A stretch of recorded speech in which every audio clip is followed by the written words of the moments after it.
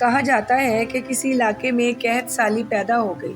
اس قحط سالی کی لپٹ میں نہ صرف انسان بلکہ چرند پرند سب اس کا شکار ہو گئے۔ مویشی مالکان بے حد پریشان تھے۔ اس دوران ایک مسجد کے مولوی نے جمعے کے خطبے میں نہایت یقین کے ساتھ یہ بات بتائی کہ اللہ کا نام لے کر یعنی بسم اللہ پڑھ کر دریا کو حکم دیا جائے تو وہ بھی نافرمانی نہیں کرتا۔ خطبہ سننے والوں میں ایک چراواہ بھی موجود تھا۔ مولوی کی یہ بات سن کر اس کے دل میں اتر گئی یہ بات اور اس نے اس بات کا یقین کامل ہو گیا۔ اس نے واپس آ کر اپنی بکریاں کھولیں اور سیدھا دریا پر چلا گیا۔ اونچی آواز میں بسم اللہ الرحمن الرحیم پڑھا اور دریا کو کہا کہ وہ اپنی بکریاں چرانے کے لیے دوسری طرف جانا چاہتا ہے اور اسے کہا کہ مجھے اپنے اوپر سے گزرنے دو۔ یہ سب کہہ کر اس نے اپنی بکریوں کو لیا اور دریا پر چلتا ہوا دریا پار کر گیا۔ دریا کی دوسری طرف کا علاقہ گھاس سے بھرا ہوا تھا۔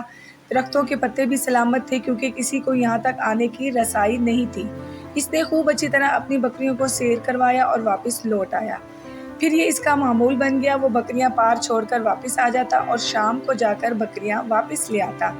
اس کی بکریوں کا وزن دگنا چگنا ہو گیا۔ لوگ چونک گئے اور انہوں نے ان سے پوچھا کہ وہ اپنی بکریوں کو کیا کھلاتا ہے۔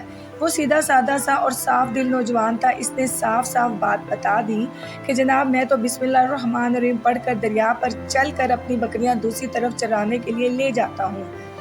یہ بات سن کر سب نے اس کی بات کا یقین نہیں کیا کیونکہ وہ ناقابل یقین بات تھی، مگر بات ہوتے ہوتے مولوی صاحب کے پاس پہنچ گئی۔ مولوی صاحب نے اس چراوے کو بلایا اور سارا ماجرا پوچھا۔ اس چراوے نے مولوی صاحب کو ہی حوالہ بنا لیا کہ مولوی صاحب میں تو آپ کا شکریہ ادا کرنے والا تھا۔ آپ نے جمعے کے خطبے میں جو نسخہ بتایا تھا کہ بسم اللہ پڑھ کر دریا کو بھی حکم دو تو وہ بھی انکار نہیں کرتا، تو میں تو بس آپ کے ان نسخے پر عمل کر رہا ہوں۔ مولوی صاحب حیرت سے اس کے چہرے کو دیکھتے رہے۔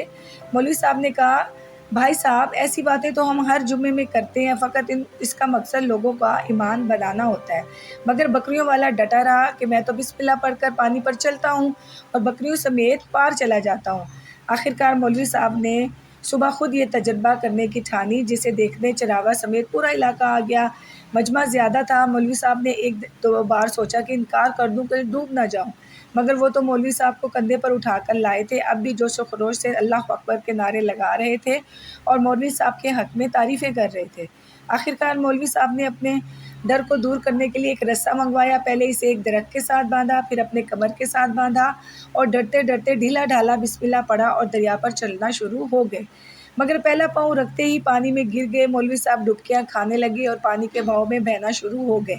لوگوں نے کھینچ کھینچ کر باہر نکالا۔ مولوی صاحب کی اس حرکت نے چراوے کو پریشان کر دیا کہ مولوی صاحب کے بسم اللہ کا یہ کیا ہو گیا ہے، کیونکہ اس کا یہ روز کا معمول تھا۔ اس کے اپنے یقین میں کوئی فرق نہ آیا۔ اس نے بسم اللہ کہہ کر بکریوں کو پانی کی طرف اشارہ کیا اور خود ان کے پیچھے چلتا ہوا پار چھوڑ کر واپس آ گیا۔ لوگ اسے ولی اللہ سمجھ رہے تھے اور اس کے حق میں نعرے لگا رہے تھے، مگر وہ سب سے بے نیاز سیدھا سیدھا انسان تھا۔ وہ مولوی صاحب کے پاس پہنچا اور کہا مولوی صاحب میں آپ کی بسم اللہ کی تعریف سے کافی پریشان تھا، مگر پانی پر چلتے ہوئے مجھے آپ کی بسم اللہ کی بیماری کا پتہ چل گیا۔ اس چراوے نے درخت سے رسی کی طرف اشارہ کیا اور کہا مولوی صاحب یہ ہے آپ کی بسم اللہ کی بیماری، آپ کی بسم اللہ کی برکت کو یہ رسہ کھا گیا۔ آپ کو اللہ اور بسم اللہ سے زیادہ اس رسے پر بھروسہ تھا، لہٰذا اللہ نے بھی آپ کو رسے کے حوالے کر دیا۔